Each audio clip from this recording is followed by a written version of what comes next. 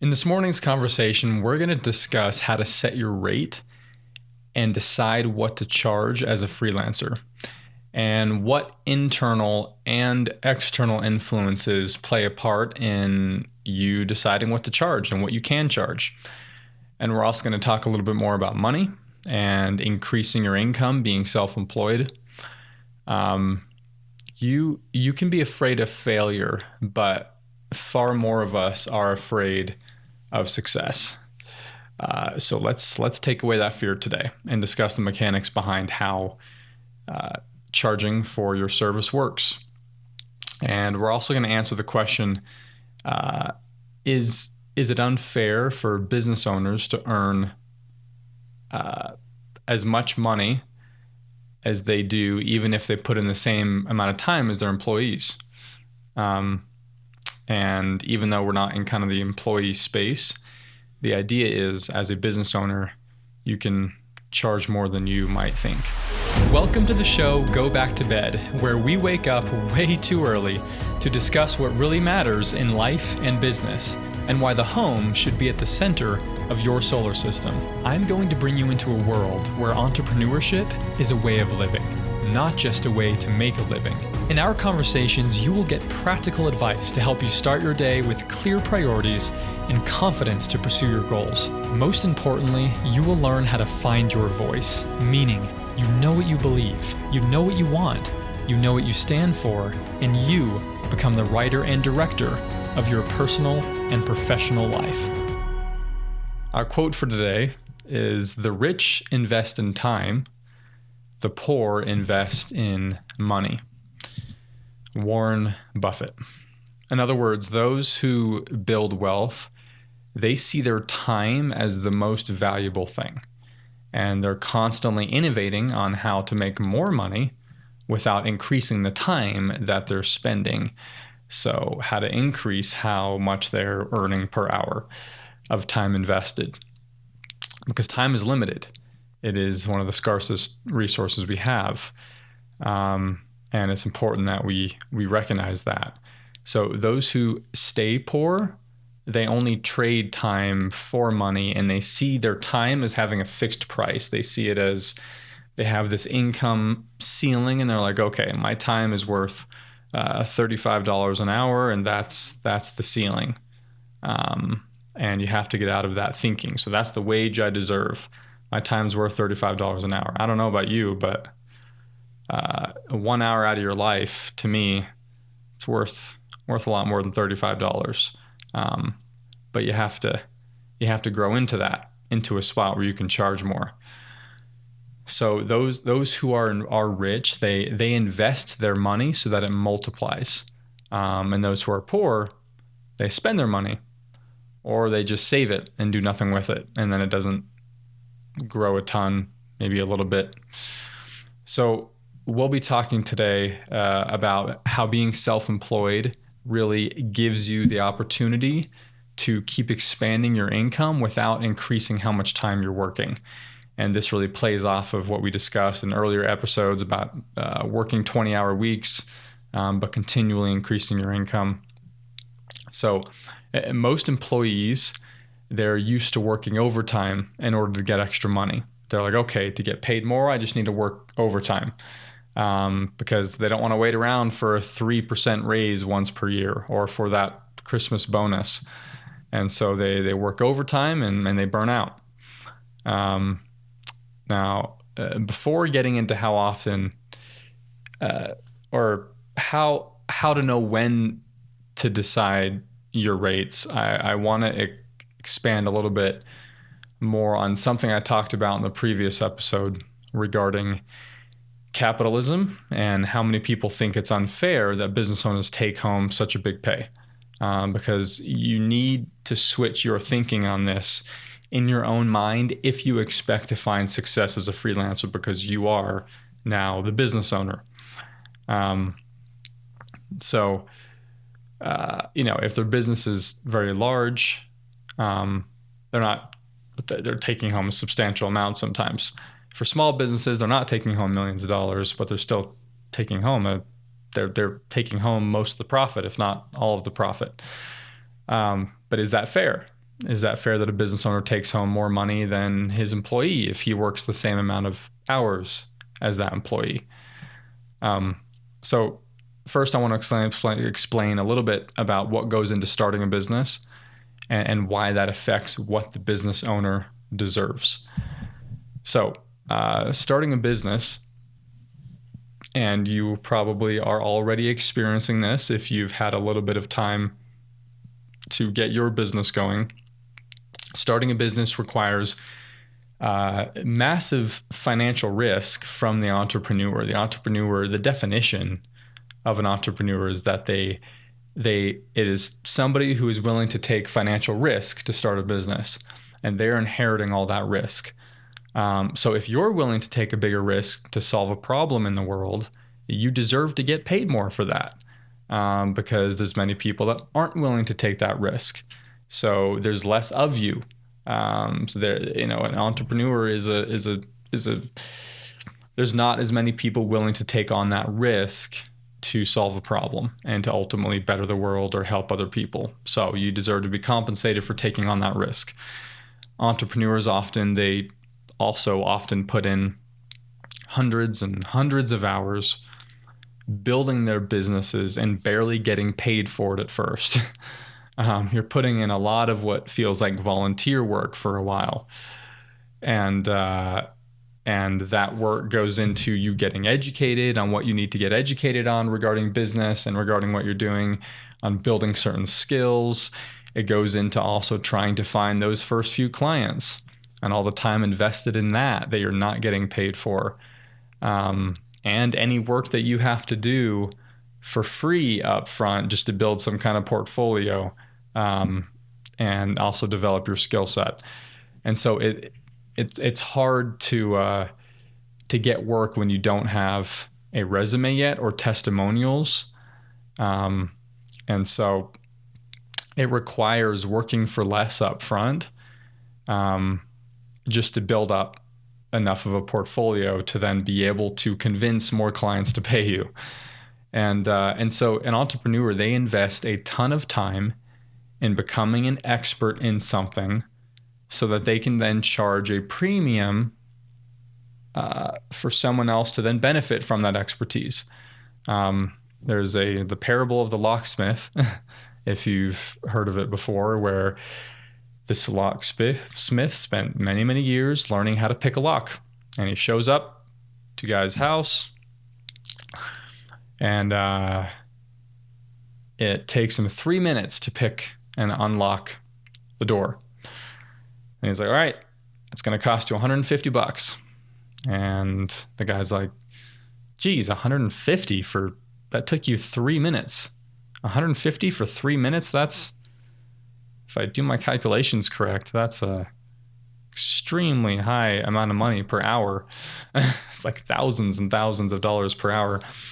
And he responds, no, I spent 500 hours learning how to do it in 3 minutes. So you're paying for the value he provided you. You're not paying him for how much time it took him to accomplish the task. Him unlocking your door was worth $150 because you would have spent a lot more time trying to figure it out yourself, and you likely would have screwed it up and broken something, which then would have been costly as well. So the value you provide to your company and your clients equals what you get paid, not the time you invest. And that's something that took me a while to wrap my head around, was that concept of I get paid for the value I'm providing, not for the time I'm putting in. And so you need, even if you're charging hourly, you have to be able to package those hours into overall what are they investing in you, on a weekly basis or project by project or whatever, and what value are you actually providing for that. So the entrepreneur, they're not only providing value to their clients and their customers, but all the work and time he or she put into building the business is also benefiting the economy. And then it's trickling into providing jobs for people. The business owner's influence affects hundreds, if not thousands of people for the better. So they are the company's most valuable employee, so they get paid the most. And they are also a valuable member of society and how they're contributing to the overall economy and affecting other people's lives. So let's talk about history a little bit here. Karl Marx was a man who believed that capitalism was evil. That's why Marxism is the opposite of capitalism, because he believed that companies took advantage of their workers by keeping all the profit to themselves. Now, I'm a believer in companies that are implementing various programs where they're doing more profit sharing on some level, but still the business owners are still taking home more of it. But he believed the value of a product was based on the labor that went into creating it, not in the value it provided to the person buying it. So value is actually determined by ultimately what the customer is willing to pay for it. So when somebody makes a product and they put a price tag on it, that price tag only reflects what somebody's willing to pay for it.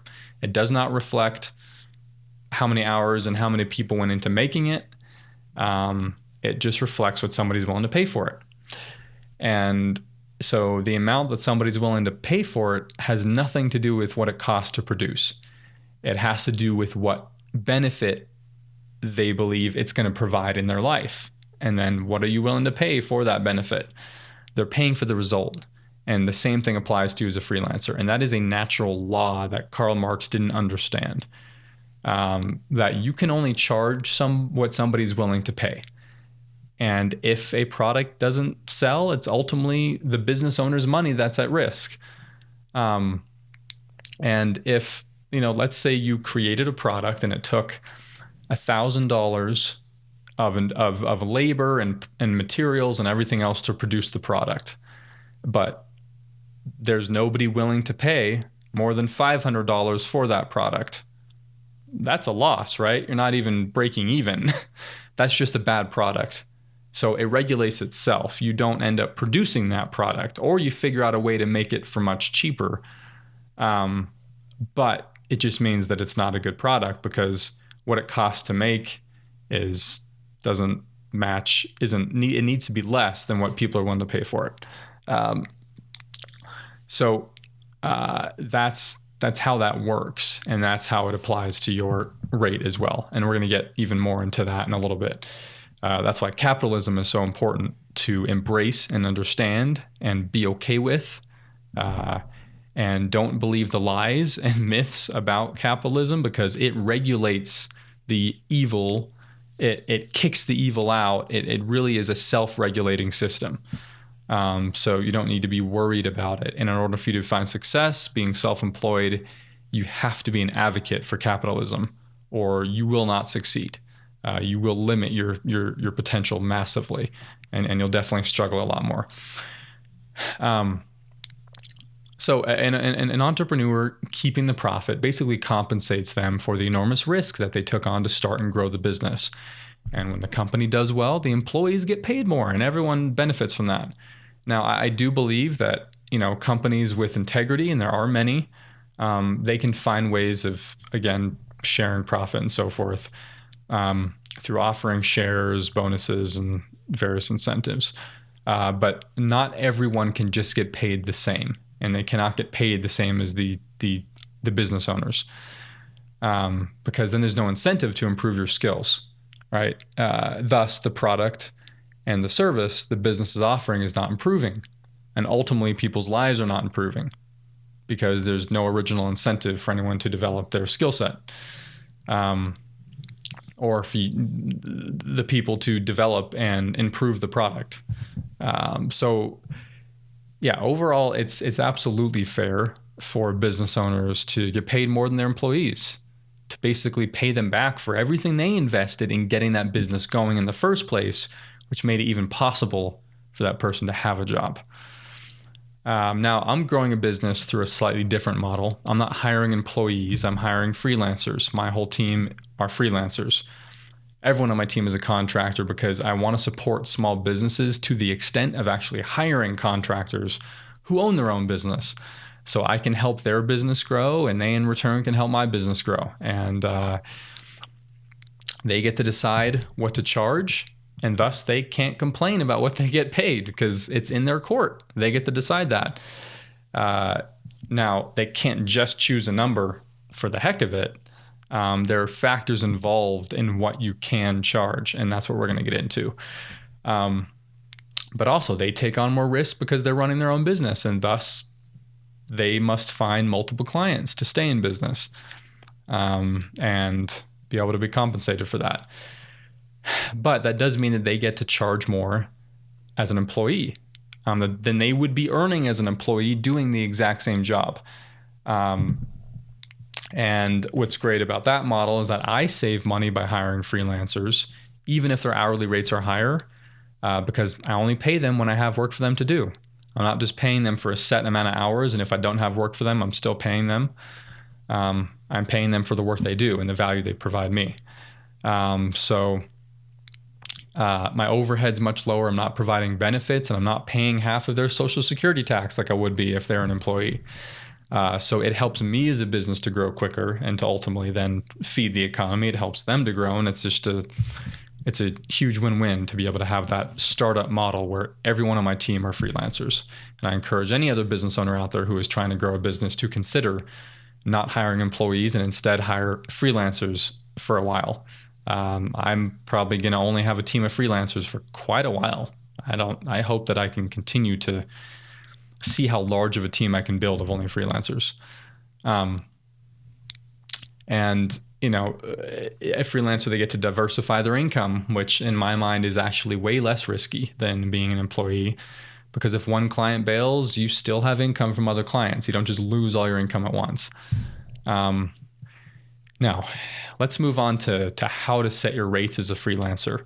And now that we have that context for why it's okay to charge what you ought to charge as a freelancer, all right? Because again, it just comes back to the value you're providing, not the time you're putting in, not the labor you're putting in, or not how much you sweat. That's another thing Karl Marx believed. If it's a job that required you to physically sweat a lot more, then it's unfair if you're not getting paid enough for that.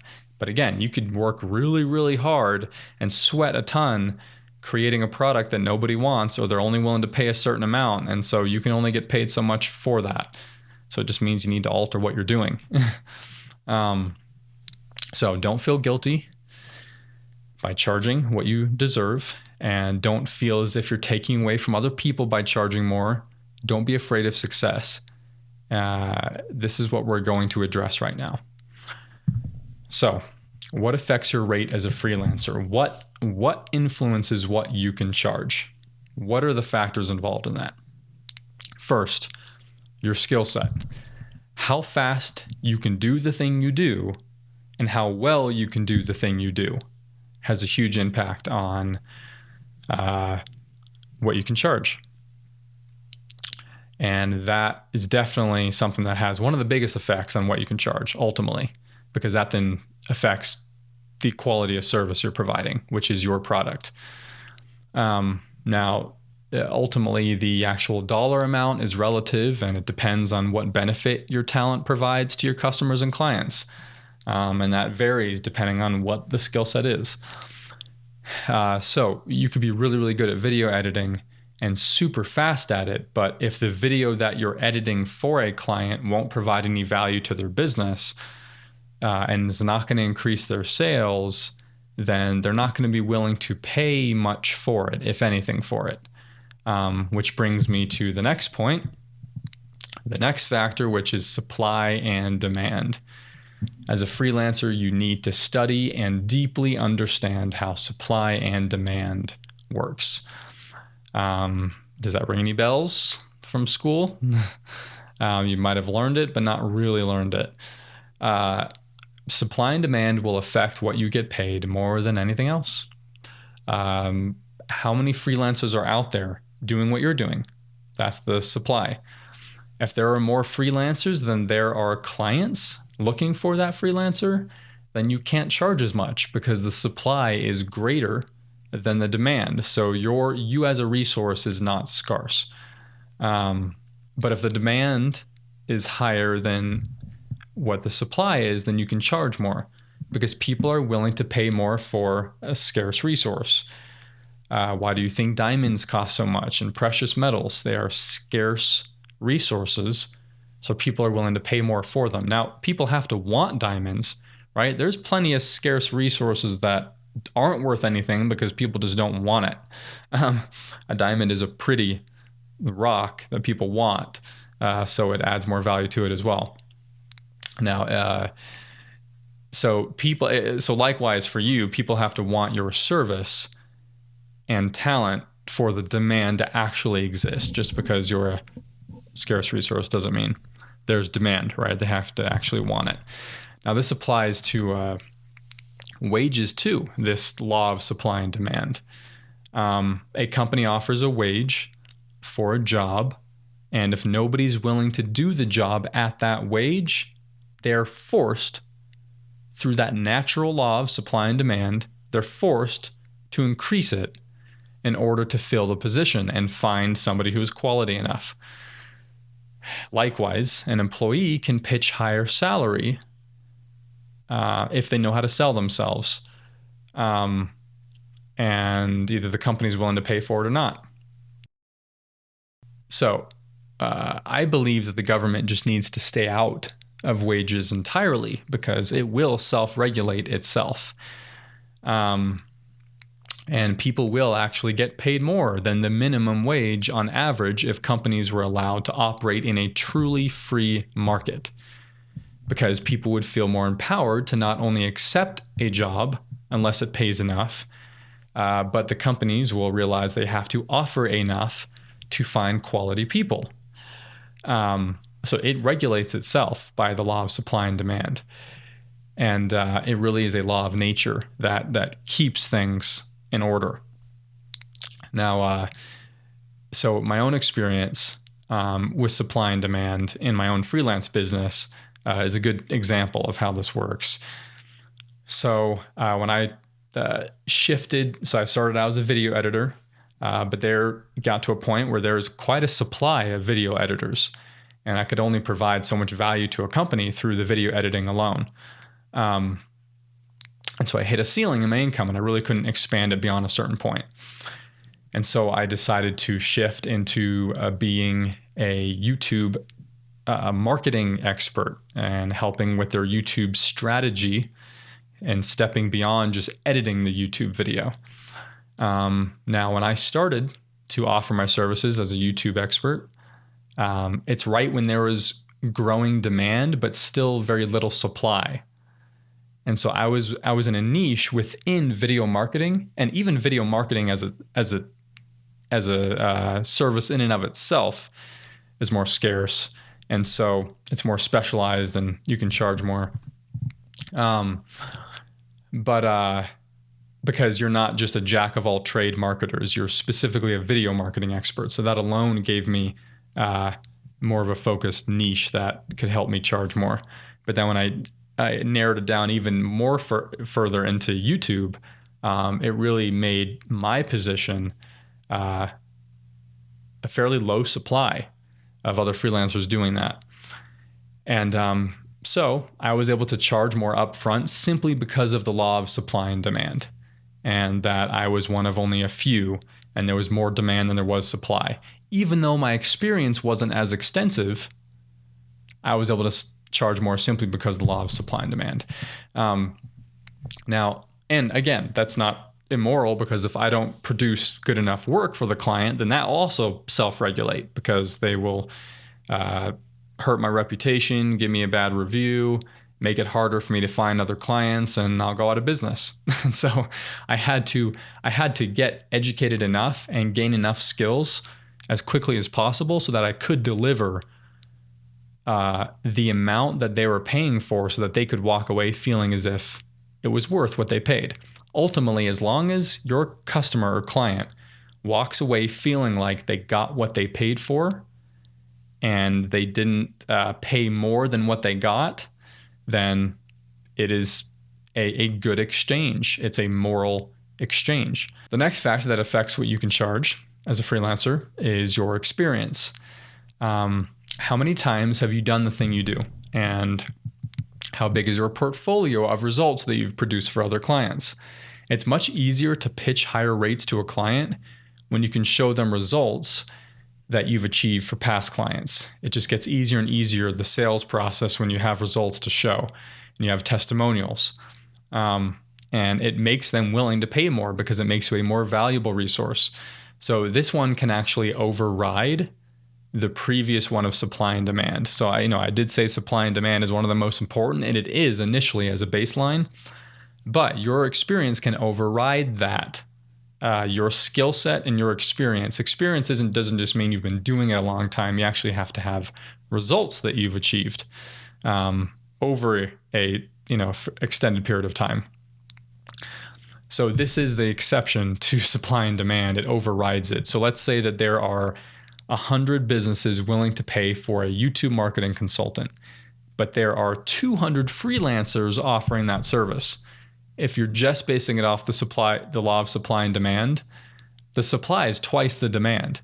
And so you shouldn't be able to charge a lot. But if you are in like the top 1% as far as skill level and experience as a YouTube marketing consultant, you can now charge more even though the supply is high. And this is something I experienced myself. Like that, the supply over the course of about a 2-year period of YouTube marketing experts, it grew eventually to where the demand and the supply started to equalize a little more. But by that point, I had enough experience and I had a big enough portfolio of results that I produced for past clients that I was still able to charge more. It didn't bring my price down because the supply went up. I was able to keep increasing my rate based on my experience and the value I ultimately provided for my clients. Because I had more experience than the other freelancers doing it. And thus, I was doing it the longest and I was producing the most results. I had the biggest portfolio. So I was able to keep charging those higher amounts because the clients were willing to pay. They were willing to, even though there was a bigger supply, they were willing to pay more for me specifically because of what I could offer them, which means they know that they're going to get a bigger return on their investment. If they invest in me over somebody else who's charging less, they'll get a bigger return, and thus it just makes sense for them to make that investment. Now, the fourth factor has to do with the concept of specialization. Specialization will pay more. So, in other words, how difficult of a skill is the one you have to obtain? How specialized are you? Jack of all trades don't get paid as much. Even though you can see them as a valuable person because they're able to pick up a lot of pieces of things that need to get done, you can't be a super expert in any one thing if you're competent in a lot of different things. Because you're not able to invest enough time into developing one particular focused skill set. So that's why as a video marketing expert, I was able to get paid more than your generic marketing expert because I was more specialized, which not only made me more of a scarce resource, but it also means that my clients saw me as more of an expert in that thing and thus were willing to pay more. And I was able to be more of an expert in that thing because all of my focus and my own education and skill set went into that one thing. That they knew that I was able to bring more value on the topic of video marketing than a generic marketing expert could on video marketing. And so they knew that they would then get a bigger return on their investment in that. So sometimes if you want to get paid more, you have to shift what services you're offering and you have to specialize more. And you have to go after developing skill sets that not as many people have. And essentially you're niching down, if you've ever heard that term. You're getting more focused on a particular more narrow set of skills so that you can really blow that up and become a real expert in that one thing, and really focus on those strengths. So that also affects what you can charge. And so sometimes you can only charge so much offering the service you're offering now, and you do have to shift things. Like I did. I started out as a video editor. Now, video editing is a more specialized skill. So I was able to get paid more as a video editor than I could doing something else. But I eventually hit a ceiling with video editing. And so I had to expand into offering more strategy related to video, because I could produce a video all day long by editing it. But if the video didn't have a good strategy going into it, or a strategy with how to distribute it and market it, then that video wasn't going to make my client any money. So I realized that I needed to get more involved in the strategy side of it so I could actually have an easier time making my clients more money and increasing their sales. And they were willing to charge more, pay more for that. So what should you charge as your rate? I can't tell you a dollar amount. You have to just test things by applying these factors and principles and getting used to what they really mean in your own life and experimenting with them. Often you have to kind of decide on a rate and just see if anyone's willing to pay for it. And if you're struggling to find clients at that rate, then it often means that something has to change.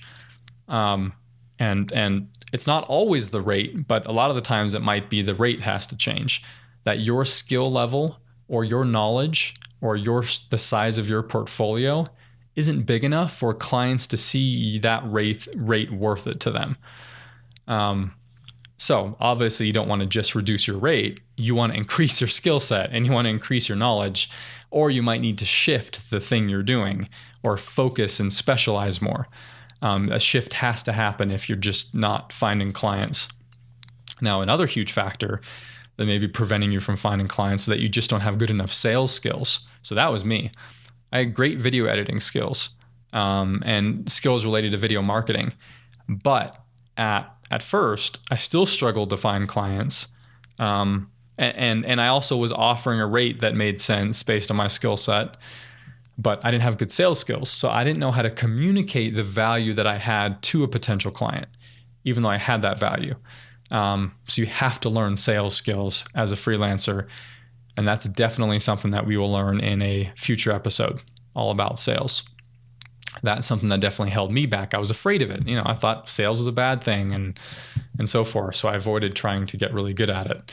But it can, a sales is essentially, the simple definition is that you're convincing somebody to pay you for something that they already want and need. It's not immoral. It's immoral when you try to convince somebody to get something they don't need and don't want. And so you've somehow persuaded them to get it anyways. It's something they already want. You're just convincing them to take action on that. So, and take the financial risk to give you money for it.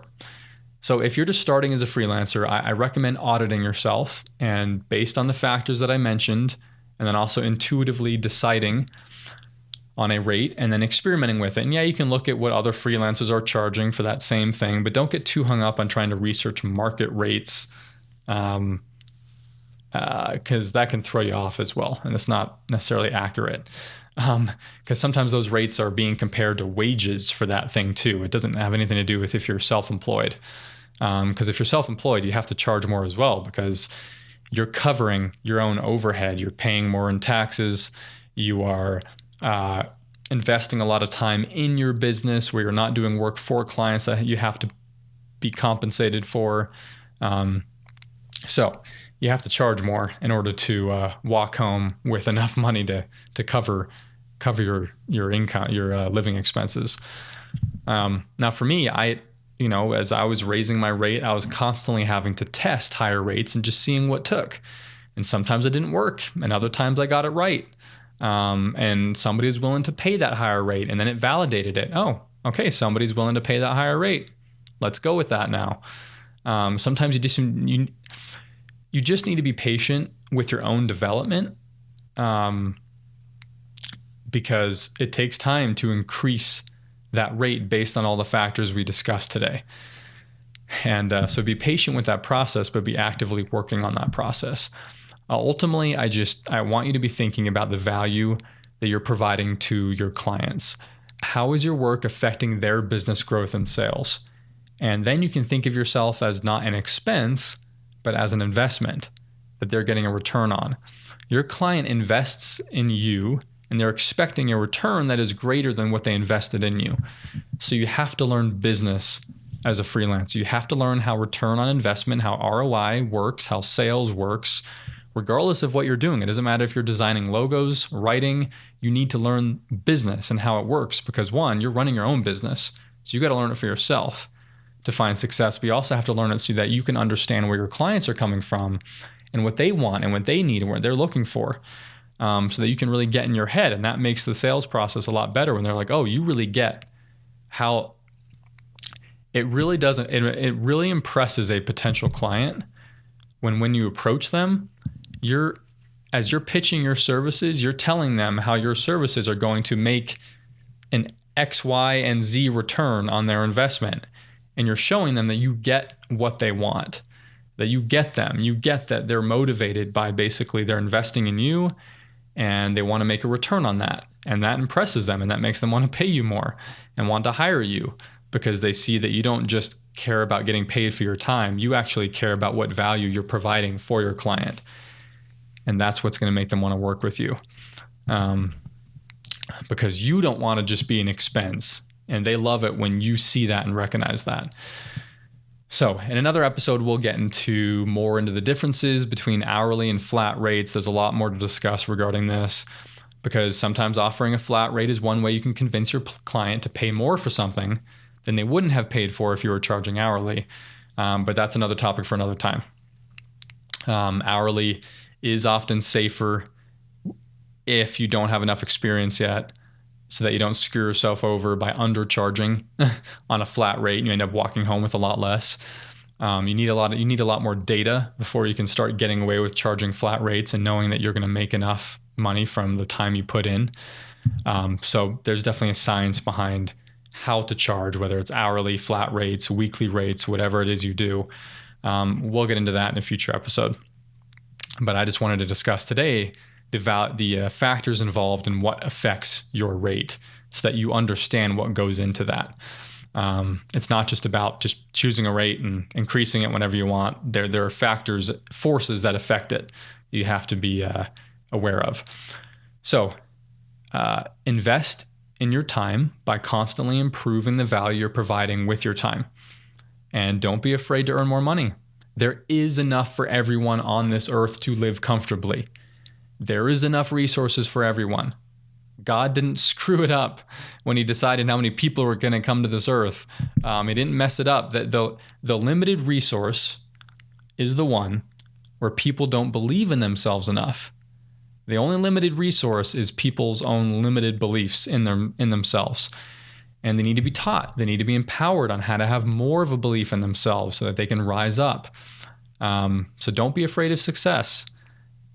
When entrepreneurs have the freedom to innovate, everyone gets taken care of and there is enough resources for everyone. So don't get caught up in all the mumbo jumbo about how there's limited resources out there. So thus you don't deserve to get paid a certain amount because there's only so much money in circulation. And no, everyone that wants success can obtain it. And of course, we have to be good stewards of the resources and we have to be responsible with the resources that we have. But often things are limited when the government gets involved. That's where you often will have limited resources. There's areas around the world that have very limited resources regarding food and water because the people are not given the freedom to produce it and obtain it. So anyways, I'm going off on a tangent, but ultimately I don't want you to be afraid of success. The more successful you are, the more you can help others and inspire them to rise up. And the more that this world overall improves. So don't be afraid of it. Don't be afraid of earning more money. Don't be afraid of having an impact on this world and on the economy. And be okay with getting compensated for what you deserve to be compensated for as an entrepreneur. All right, I think that's it for today. And I hope that you have a great day. If you haven't subscribed, make sure to subscribe on the YouTube channel, which is just my name, Chad Gravelese. And search the Go Back to Bed podcast on Apple Podcasts, Stitcher, Wherever you listen to podcasts, we should be on there. And go to aerolite.tv to learn more, where there are other resources and blog posts, and you can find show notes for this episode if you'd prefer to read over listen or watch. And I hope you learned a lot from today and that you have a lot to think about.